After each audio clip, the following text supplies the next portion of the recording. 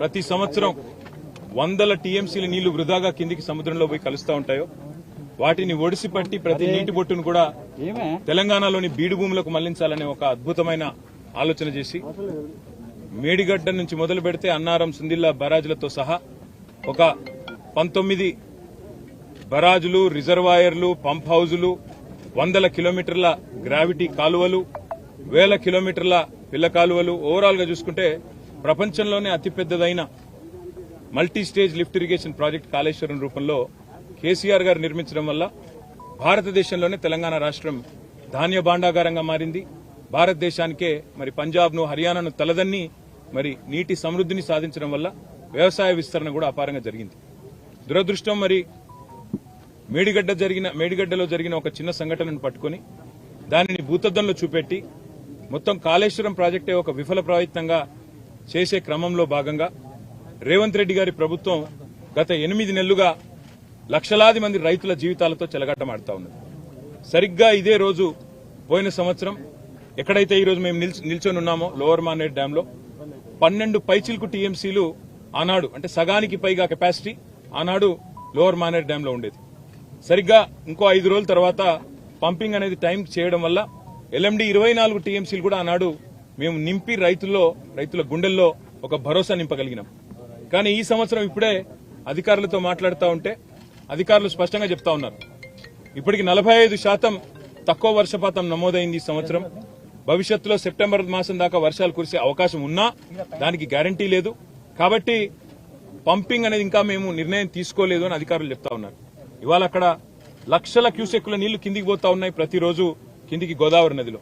మేము అందుకే మా పార్టీ యొక్క శాసనసభ్యులు, శాసన మండలి సభ్యుల ఒక బృందం ఈరోజు అసెంబ్లీ సమావేశాలు ఉన్నప్పటికీ అందరం బయలుదేరి ఇక్కడికి వచ్చి ఇక్కడ ఎండిపోతున్న లోవర్ మానేర్ డ్యాము, దానిపైన ఉన్న మిడ్ మానేర్ డ్యాము, ఆ పైన ఉన్న ఎస్ఆర్ఎస్పీ, అదేవిధంగా ఫ్లడ్ ఫ్లో కెనాల్ మీద ఉన్న వేలాది మోటార్లు, ఇవన్నీ కూడా మరి చూడడానికి, అదేవిధంగా ప్రభుత్వాన్ని డిమాండ్ చేయడానికి రంగనాయక సాగర్ గాని, మల్లన్న సాగర్ గాని, కొండపోచమ్మ సాగర్ గాని, అన్నపూర్ణ రిజర్వాయర్ గాని వీటన్నిటినీ నింపినట్టయితే రైతుల్లో ఒక భరోసా నింపినట్టయితది. సాగునీటి విషయంలో ఒక పూర్తి స్థాయి స్పష్టత రైతులకు వస్తుందనే ఉద్దేశంతో మేము ఈ కాళేశ్వరం సిస్టంలోని రిజర్వాయర్లు, అదేవిధంగా పంప్ హౌజులు వాటి సందర్శనకు బయలుదేరి రాష్ట్ర ప్రభుత్వ దృష్టికి ముఖ్యంగా తీసుకుని ఒక్క విషయం రాదలిచినాం. రైతులు ఆందోళన చెందుతా ఉన్నారు. మీరు రాజకీయపరమైన కక్ష పెట్టుకుని ఇవాళ పంపింగ్ స్టార్ట్ చేయకుండా కాళేశ్వరం స్కీమ్ లో నీళ్లు ఇవ్వకుండా మళ్లీ రేపు ఒకవేళ ఈ తక్కువ వర్షపాతం నమోదైందని లేదా వర్షాలు పడలేదని తద్వారా రిజర్వాయర్లు నిండలేదని చెప్పి మీరు సాకులు చెప్పి రైతులకు, రాష్ట్రంలోని మరి ప్రజలందరికీ నష్టం కలిగించే ప్రయత్నం ఏదైతే చేస్తున్నారో ఇది మంచిది కాదు.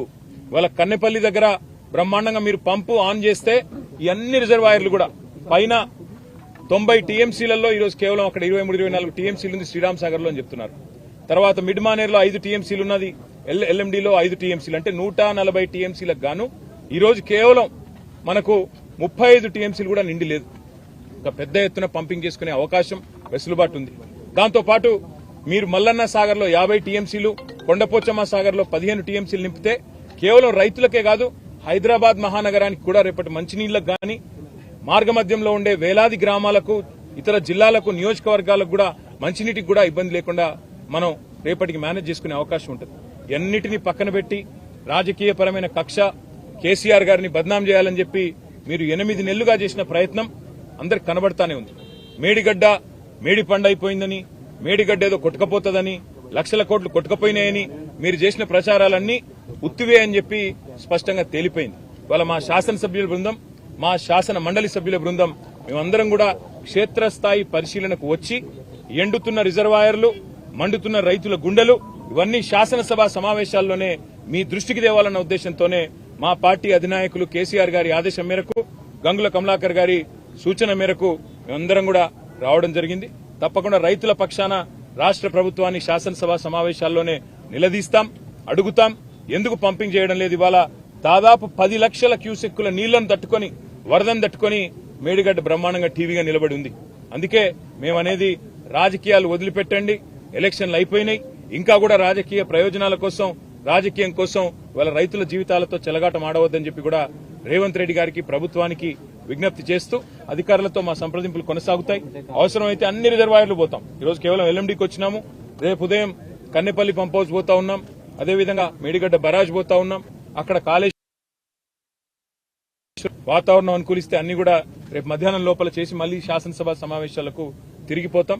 పాత్రికేయ మిత్రులకు కూడా విజ్ఞప్తి, దయచేసి రైతుల వెతలను, ఎండుతున్న రిజర్వాయర్లను కూడా మీరు కూడా దయచేసి ప్రభుత్వ దృష్టికి వచ్చే విధంగా మీరు కూడా ఈ అంశానికి ప్రాచుర్యం కల్పించాలి, ప్రచారం కల్పించాలని చెప్పి కూడా విజ్ఞప్తి. Thank you sir. అంటే ఇప్పుడున్న దశలో ఆ నీరు ఫ్లోటింగ్ ఉంది కదా, ఈ టైంలో పంపింగ్ చేసే అవకాశం ఉంటుందా? రేపు కన్నెపల్లి పంప్ హౌస్ దగ్గర ఈ టైంలో కాదు బ్రదర్, 40,000 క్యూసెక్కులు దాటితే ఎప్పుడైనా పంప్ చేయొచ్చు. ఇప్పుడు అక్కడ 10 లక్షల క్యూసెక్కుల నీళ్లు కిందికి వృధాగా పోతున్నాయి. వందలాది టీఎంసీల నీళ్లు కిందికి పోతున్నాయని చెప్పి ఇంజనీర్లే చెప్తా ఉన్నారు. ప్రభుత్వ ఆదేశాలు రాలేదని చెప్తున్నారు. కాబట్టే మేము ప్రభుత్వాన్ని కోరుతున్నాం, వెంటనే రివ్యూ చేయండి, చేసి రైతుల గుండెల్లో భరోసా నింపండి. ఎప్పుడైనా చిన్న ఇదేం పెద్ద అర్థం కాని ముచ్చట కాదు బ్రదర్. ఎప్పుడన్నా మన ఇంట్లల్లో నీళ్లు వస్తాయి, ప్రతిరోజు గంటనో 2 గంటలో నీళ్లు వస్తాయి. ఇది మున్సిపల్ నీళ్లు. ఏం చేస్తాం మనం? ఇంట్లుండే బిందెలన్నీ నింపుకుంటాం, ఇంట్లుండే కుండలన్నీ నింపుకుంటాం, డ్రమ్ములు ఉంటాయి డ్రమ్ములు నింపుకుంటాం, పెట్టుకుంటాం. ఎందుకు? వచ్చేది గంటనో 2 గంటలో కాబట్టి దెబ్బన నింపుకొని పెట్టుకుంటాం. మేం చెప్పేది కూడా గదే. కింది గుత్తగా పోతున్నాయి నీళ్లు, వాటిని పంపు చేసి మొత్తం ఎస్ఆర్ఎస్పీ నుంచి మనం కట్టిన కాళేశ్వరంలో కట్టుకున్న రిజర్వాయర్లన్నీ నింపుకుంటే 240 పైచిలకు టీఎంసీల నీళ్లను ఆపుకోవచ్చు. 240 టీఎంసీలు అంటే 24 లక్షల ఎకరాలకు నీళ్లు ఇవ్వచ్చు. ఒక టీఎంసీతో 10,000 ఎకరాలకు నీళ్లు ఇవ్వచ్చు. నీళ్లున్నాయి, తప్పకుండా వెంటనే నింపి పెట్టండి అని చెప్తున్నాం. అంతకంటే ఇలా బేసిజాలకు పోవాల్సిన అవసరం లేదు. మేము చెప్పినాం కాబట్టి చేయొద్దు అనే ఆలోచన వద్దు, రైతుల కోసం చేయమని ప్రభుత్వాన్ని కోరుతున్నాం. కానీ ప్రాజెక్టు రేపు మాట్లాడదాం, మిగతా విషయాలు మాట్లాడదాం. రేపు ఇంకా చాలా ఉంది.